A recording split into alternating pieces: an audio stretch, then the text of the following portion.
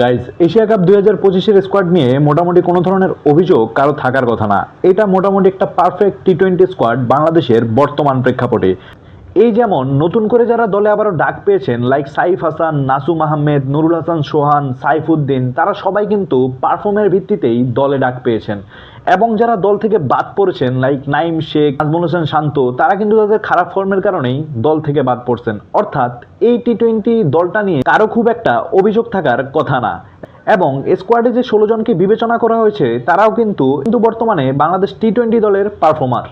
তো গাইস, চলেন একবার দেখে নেই চূড়ান্ত 16 জনে কাদের কাদের নাম আছে। প্রথমে আছে লিটন কুমার দাস ক্যাপ্টেন, তানজিদ হাসান তামিম, পারভেজ হোসেন ইমন, তাওহিদ হৃদয়, সাইফ হাসান, জাকির আলী অনিক, শামীম হোসেন, নুরুল হাসান সোহান, শেখ মেহেদী হাসান, রিশাদ হোসেন, নাসুম আহমেদ, মুস্তাফিজুর রহমান, তানজিম হাসান সাকিব, তাসকিন আহমেদ, শরীফুল ইসলাম, সাইফুদ্দিন। মোটামুটি একটা স্ট্রং টি-20 স্কোয়াড বলাই যায়। এবং তার পাশাপাশি স্ট্যান্ড বাইতে রাখা হয়েছে সৌম্য সরকার, মেহেদী হাসান মিরাজ, তানভীর ইসলাম এবং হাসান মাহমুদকে।